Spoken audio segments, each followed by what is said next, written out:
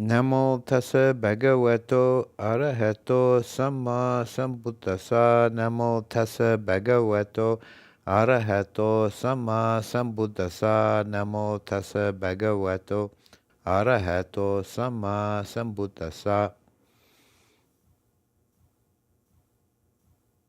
Continuing our series on early Buddhist history, today I'm going to speak about the reign of King Aśoka, and particularly the Third Council.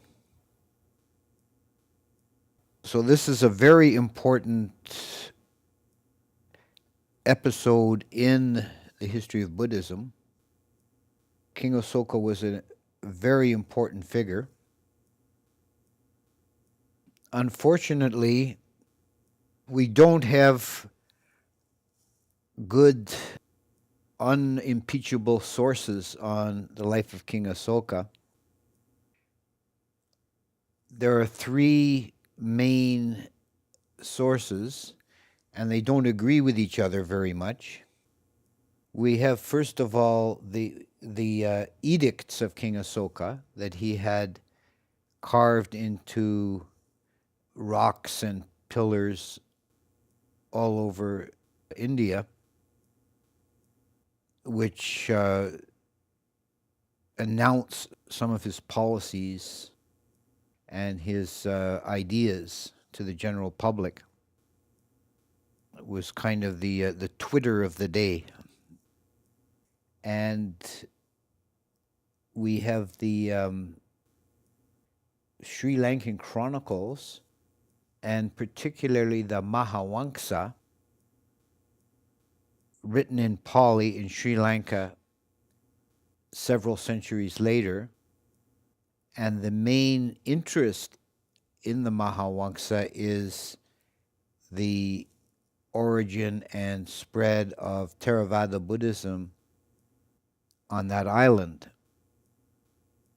But in that regard, it necessarily includes some account of King Aśoka and the Third Council, which is quite critical, formative episode in that history. The third major source is a text written in Sanskrit called the Aśoka Vedana, and it's probably, although we're not certain of this, it's probably a text of the Sarvastivadins, and that has a very colorful account of King Aśoka's life and career. Besides these, there are numerous episodes and short stories about Aśoka that crop up in Buddhist literature over the centuries. He became something of a figure of myth and legend. So, to begin with what we know about King Aśoka and his place in Indian history, at the time of the Buddha, as discussed in the first lecture in this series, at the time of the Buddha, northern India was divided into many small kingdoms and republics. Traditionally, they're listed as 16 Janapadas, but there were probably more. But already in the Buddha's lifetime, there was a beginning of a consolidation as the more powerful states began to absorb the less powerful, weaker, smaller ones. Eventually, the power in northern India became centralized in the kingdom of Magadha, and the capital was, at that time, Pataliputra. And this was first ruled by the Nanda dynasty, but then a figure called Chandragupta Maurya seized power. He was a general in Nanda's employ, and he seized power and established a new dynasty, and this was the Mauryan dynasty, and this is the dynasty of which Aśoka was the most famous ruler.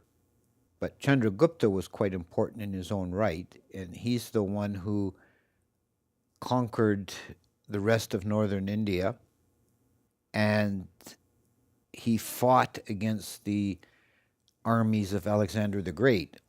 He was a contemporary of Alexander the Great, and some accounts say that they met. Chandragupta was a Jain, or he converted to Jainism at some point, and he actually ended his life in a very Jain manner. He abdicated the throne, gave the power to his son Bindusara, and became a Jain ascetic. And when at the end of his life, when he was quite old, he uh, committed ritual suicide in the Jain manner by starving himself to death. The Jains believe that making any karma is bad, and the best action is no action. So if you just do nothing, including not eating, you're doing the best thing in the Jain idea. His son Bindusara was an Ajiwaka. So none of these early kings were Orthodox Hindus. Aśoka was the son of Bindusara and the grandson of Chandragupta. And as we know, and it's very important for our history, he, at some point during his reign, he converted to Buddhism. And the accounts of his conversion are different in all our three principal sources. It does appear that before his conversion, he was quite ruthless and bloodthirsty. He's given the name in the Aśoka Vadana as Chandasoka, Aśoka the Fierce, before his conversion, and after he became Dhammasoka, Aśoka of the Dhamma. In the Mahavamsa, the Sri Lankan Chronicle, it's said that he was one of 100 sons of Bindusara, and he killed the other 99 to seize the throne. While we can make some allowance for Indian proclivity to exaggerate numbers, it's quite possible that Bindusara, as an Indian Maharaja, had many, many sons because he had many, many wives. So it was quite within the realm of possibility that he had dozens of sons. In the Aśoka Vedana, to establish the ferocity of Aśoka, an episode is recounted where he was relaxing in his pleasure garden with 100 of his concubines, and he fell asleep underneath an Aśoka tree. And there's a type of tree with pretty blossoms that's called the Aśoka tree. And his concubines, when he was asleep, they were unhappy with him because apparently he was very rough and he had unpleasant rough skin, as the text says.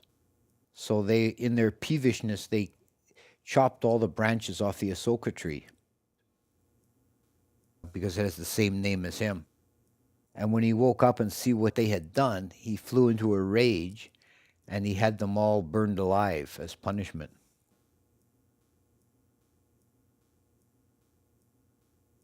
He also, from the same source, it's said that he would often kill people with his own hand, with his sword, meting out his rough justice. And one of his ministers told him, "King, it's not proper for the king to do his own killing. You should find an executioner." So, and this story leads into his conversion. This is the Aśoka Vedana version, and it's much more elaborate than the other versions. He went.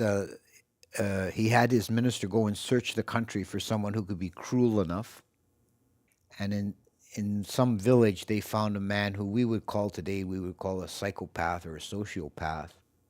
His greatest delight was catching small animals and torturing them. And all the other villagers were scared of him. And this minister thought, this fellow is perfect.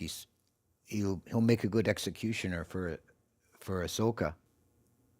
So the fellow agreed, but then the minister says, according to law, you're still young. You have to get the permission of your parents.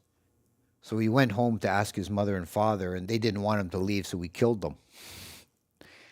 And the minister took him to Aśoka, and on the way they stopped at a Buddhist monastery for a rest, and the monk there was giving a sermon on the Balapandita Sutta of the Majjhima Nikaya, which is the one which describes in detail all the tortures of hell, the cutting and the burning and slashing and all these horrible tortures.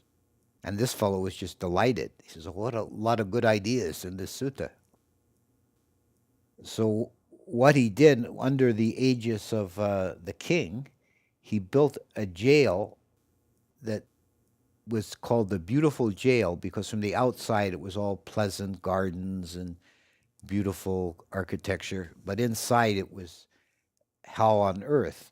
Literally, he copied everything he could from the Buddhist hells, boiling copper kettles and swords and nails and every kind of torture possible. And he had the agreement of King Aśoka that the rule would be anyone who enters that jail cannot come out again.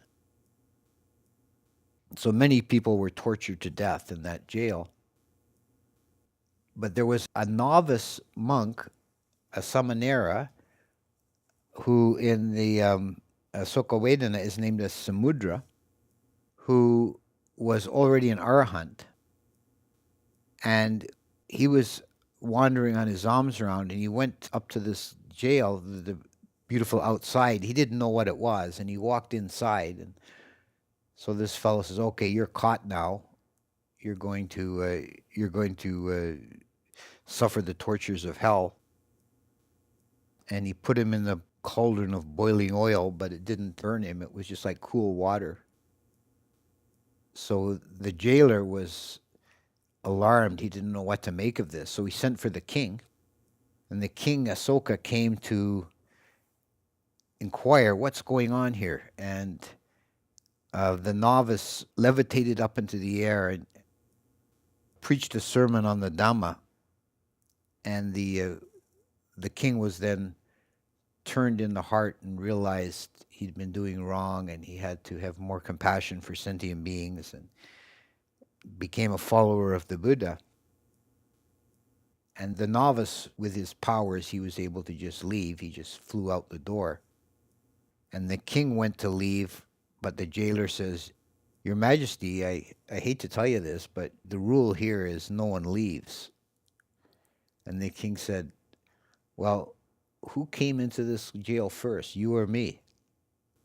And the guy, "Well, I was here first. I built the place." "So, okay, well, you stay here." And Aśoka had him put to death, and he tore the jail down. So that's a very elaborate and colorful story of Aśoka's conversion. And the whole Aśoka Vedana is like that. It's full of these miraculous events and elaborate stories. In the Mahavamsa, it's much simpler. It also involves an enlightened novice, here named Nigrodha, and we find this between these two texts, that there's often parallel stories, but the characters have different names. And the novice Nigrodha came to the king's palace. The king saw him outside and was impressed by his demeanor and asked him to come in. And he told the novice, "Please, sir, take the most suitable seat." And the novice looked around the hall and thought the most suitable seat for himself was the king's throne. And he sat on the king's throne. And the boldness of that impressed King Aśoka. And King Aśoka bowed to the novice, and the novice taught him the Dhamma, and he became converted.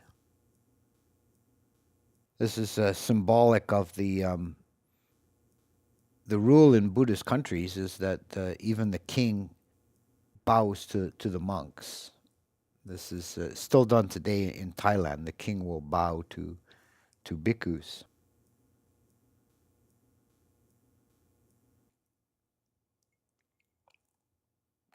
The most likely account is actually from the Pillar Edicts, because this is in Asoka's own words. The empire he inherited from his father Bindusara covered most of India, in fact, most of the subcontinent, the greater India. So it would include, in today's geography, it would include Pakistan, probably most of Afghanistan, Bangladesh, the whole subcontinental region was a huge empire, but they hadn't yet conquered the south, the very southern part of India. And Asoka wanted to complete the empire, and he launched a war against the Kalinga kingdom, which was the one of two and the more important of the two kingdoms in the southern tip. And he conquered Kalinga, but then was appalled by the slaughter. Said that 100,000 people on both sides died in the very bloody war, and he then heard Buddhist preaching about respect for life and non-harming, and he felt remorse at having caused this great slaughter, and he converted to Buddhism. So what we have common in all three stories, or all three versions, is that before his conversion, Asoka was a fierce king, and then somehow his heart was moved and he became a Buddhist, and he devoted his reign to promoting Buddhist principles. In the Pillar Edicts, many of them admonitions towards non-harming, and he's probably the first ruler of any state in history who actually extended protection to animals. He, for example, he didn't completely go vegetarian in his court, but he limited greatly the number of animals killed, reduced it by a huge factor. And he banned hunting for sport, although hunting for meat was still allowed. And some species of animals he protected, banned their killing altogether. It's possible that he also, and this would have been also a first time ever, he might have banned capital punishment or abolished capital punishment. This is uncertain because the language used in that particular pillar is in an obscure dialect, and there are different interpretations of it. As these pillar edicts were in many different languages, he was trying to reach everyone in this vast empire with many different groups and languages. Some of them were even in Greek. So he became a devout Buddhist. This is clear from the Pillar Edicts. One important program of King Asoka that is mentioned in both the Asoka Vedana and in the Mahavamsa is the building of stupas. At the time of the Buddha's Parinibbana, all the various kings and powers of India at the time almost came to war over his relics. And this was settled by agreement. There was a Brahmin named Drona who agreed to make a division of the relics into 8 for the 8 kings and powers. Some of them were republican powers that claimed a share of the relics. So he divided the relics. So these were called the Drona relics, and each king built a stupa. So there were 8 stupas with 1/8 of the relics of the Buddha. But they were all of geographically relatively close to each other. They were in the Majjhima Padesa in the central Ganges Valley. But Asoka ruled a vast empire, and he wanted to share the benefits of the Dhamma and give the people in every corner of his empire the chance to circumambulate a stupa, which was a pretty major religious practice at the time. So traditionally, he's said to have built 84,000 stupas. He broke up the old Drona stupas and subdivided the relics into much smaller portions and put them in these 84,000 stupas. We have to be a bit suspicious of the number 84,000. It's a number that occurs often in ancient Indian texts, meaning a large number. But certainly he built many, many stupas around the country. There's one episode that's recounted in commentary to the Digha Nikaya. It's one of these scattered stories about Asoka, that when he went to break up the stupa of King Ajatasattu, king of Magadha, it was protected by a mechanical sword wheel. King Ajatasattu had built some kind of booby trap, so anybody who tried to break the stupa would get torn up with these swords. And King Asoka was unable to approach, and these swords would start whirling.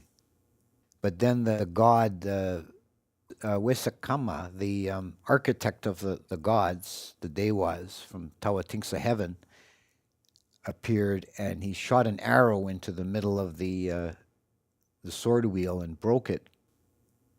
And a voice cried out from inside the stupa, "Enter, wretched king."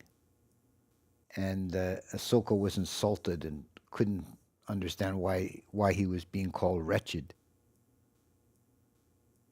And the story doesn't explain it either. It's just sort of leaves it as a curiosity.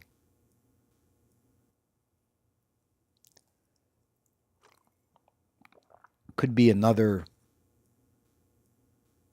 reference to something a little bit unpleasant about Asoka. We have the Asoka Vedana and that story about the concubines not liking him because he had rough skin.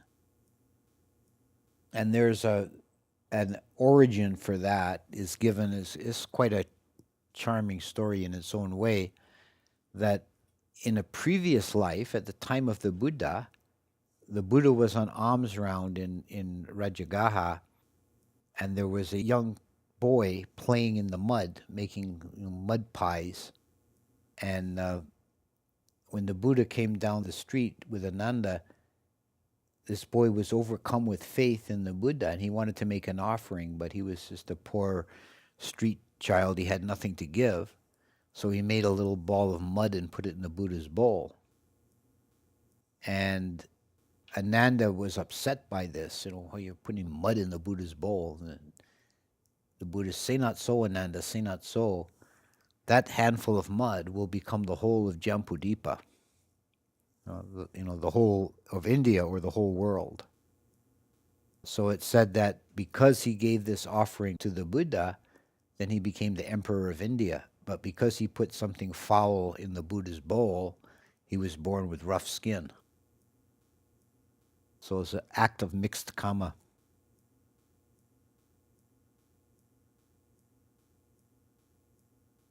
And Asoka, by ruling all of Jambudipa, sometimes he's called Chakravarti of one continent.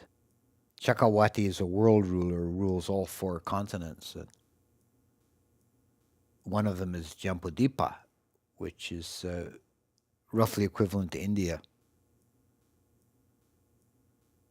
So this would give him not only a royal status, but a kind of mythical or cosmological status.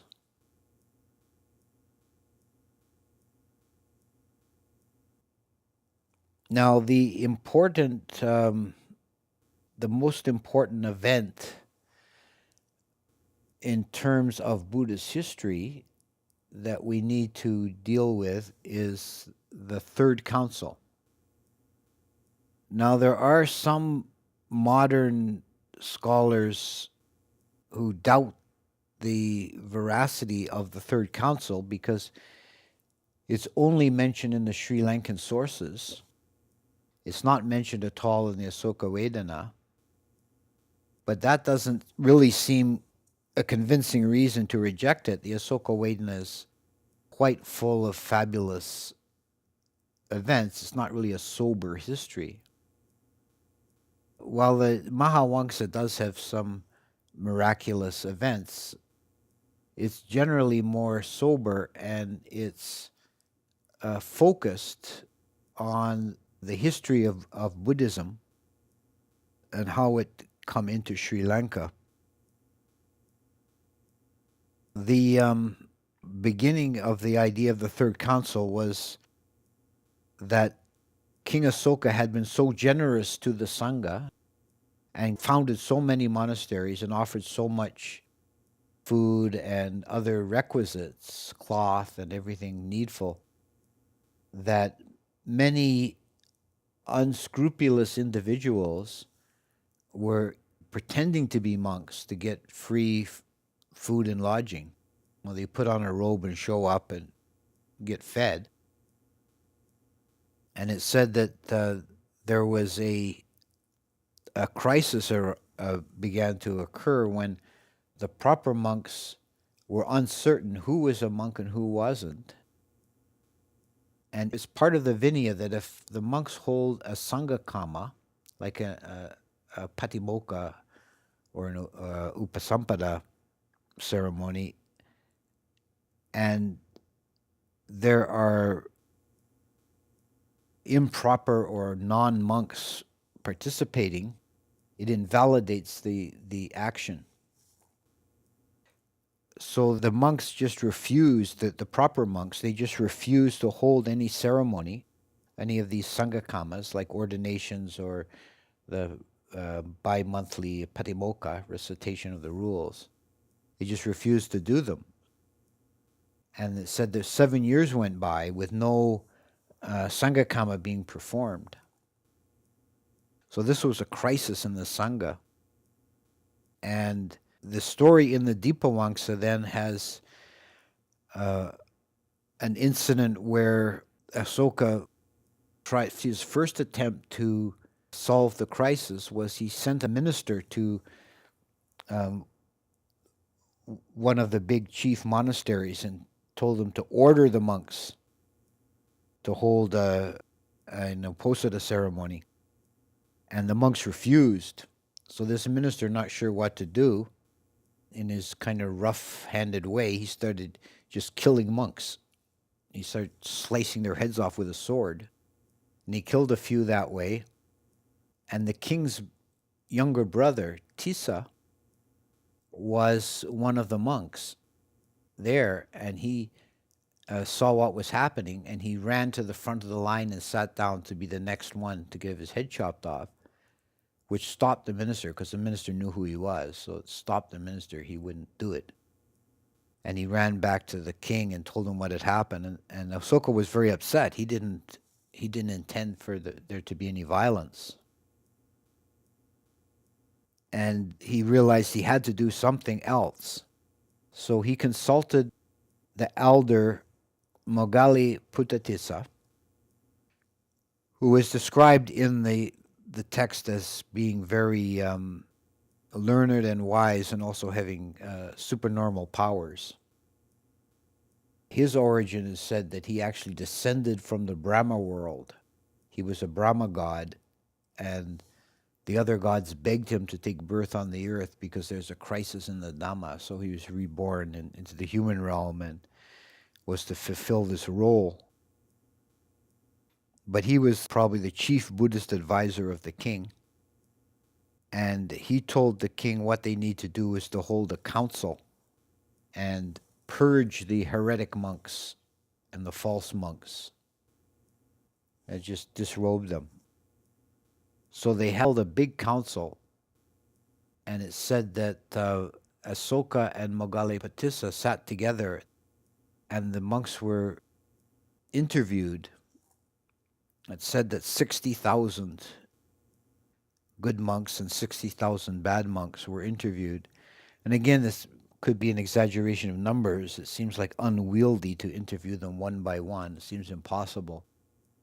But it may be they were interviewed in groups. But King Aśoka had asked Moggaliputissa before this began, he asked, what did the Buddha teach? And Moggaliputissa answered him with a one word as the simplest definition. He said, the Buddha taught Vibhajyavada. So this becomes a very important term, and there's some controversy in the scholarly circles about exactly what it entails. But the meaning of the word Vibhajya is something like analysis or discrimination or precise classification. So when the monks were brought up before the king and this elder monk, they were asked one by one, what did the Buddha teach?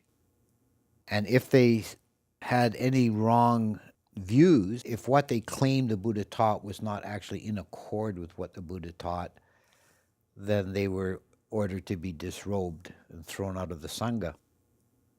And the monks that were left were called Vibhajyavadins. And the Vibhajyavadins, according to the Sri Lankan account, these are the beginnings of the Theravada. They're the continuation of the Sthaviravada main line. And they're called Vibhajyavadins, or the school of analysis. And they were the ones judged at the Third Council to be orthodox.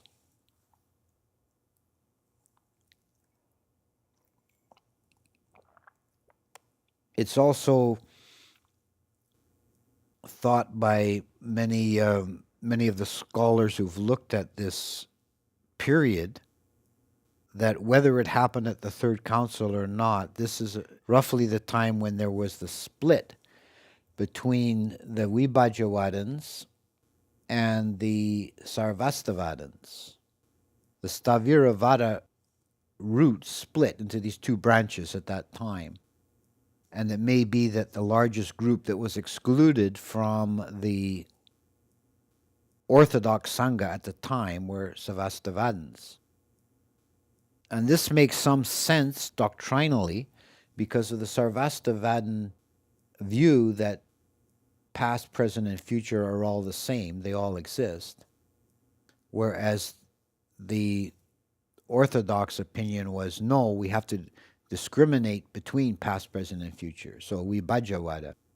We have to make the distinction between past, present, and future. They're not the same.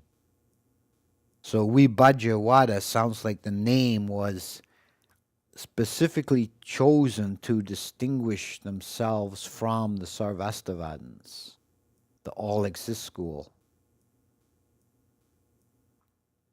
So going forward from that time, we have these two main branches of the old Sthaviravada, the Vibhajyavadins and the Sarvastivadins. And according to the Sri Lankan account, at least, the Vibhajyavadins were the ones who were judged orthodox by King Aśoka and the Third Council.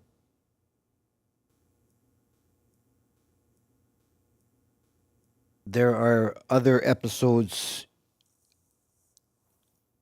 subsequent to that were a part of the story of King Aśoka. One of the most important, probably the most important after the Third Council and the building of the stupas, was the sending of missionaries to many foreign countries. in all directions. And I'll talk about that a bit more in the next installment when I want to talk about the coming of Buddhism and Theravada to Sri Lanka. But there was also the promotion of devotion to the Bodhi tree. This was a very important theme, that King Aśoka was the first ruler to really make a special holy place out of the Bodhi tree. And the Aśoka Vedana has another one of its colorful stories. One of the king's principal wives, his favorite, was Tisya Raksita, and she was kind of haughty, jealous woman. And she heard that the king was sending all this gold and fine things and perfumes to Bodhi to make this shrine around the Bodhi tree. And she thought Bodhi was another woman. She just heard this name Bodhi and she didn't know it was a tree. She thought it was a woman, and she became very jealous. And she hired a sorcerer to go and poison Bodhi. So this it was a Batanga woman who then went to the Bodhi tree and put some poison in by the roots, and the tree started to wither.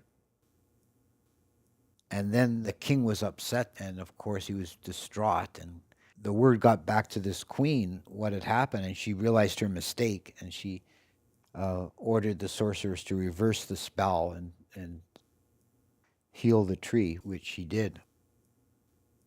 Finally, at the very end of Asoka's life, when he was old and ill, he had apparently, and various accounts agree on this, that he had a prolonged illness at the end of his life. He didn't go suddenly.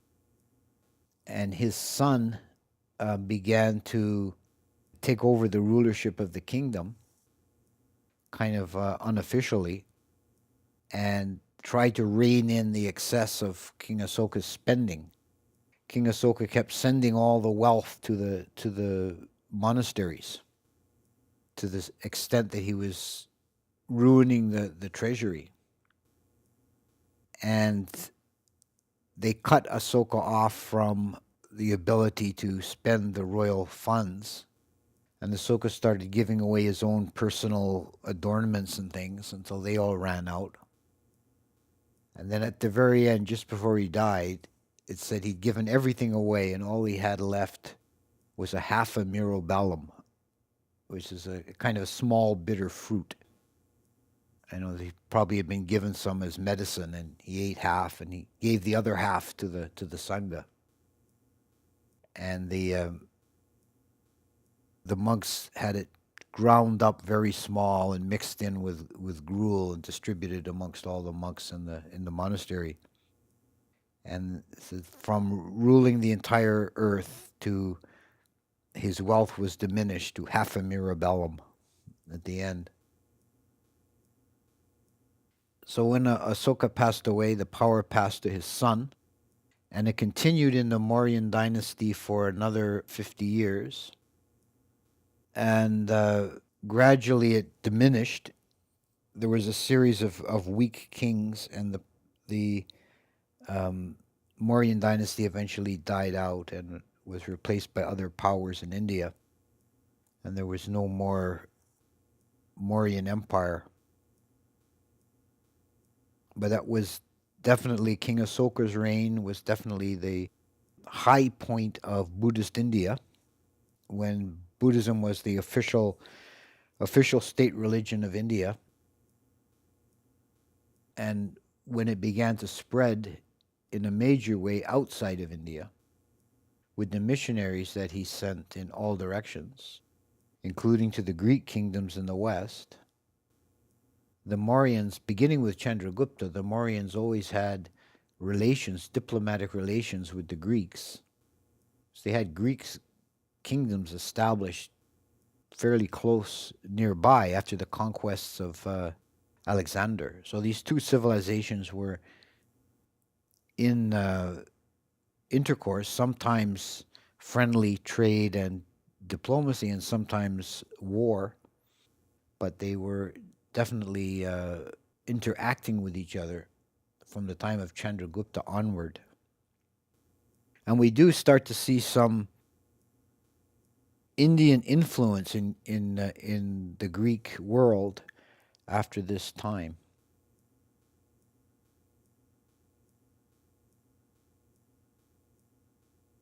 So this is a bit of an account of the reign of King Asoka. And to summarize what we know about King Asoka for sure is that he was a very powerful Indian ruler, probably the largest Indian empire ever, even greater in extent than British India, because he had Afghanistan. He was a very powerful Buddhist, very devout Buddhist ruler, built many stupas and distributed the relics, and all Buddha relics in the world today come from these Asoka stupas. And sent missionaries out proselytizing all the other countries.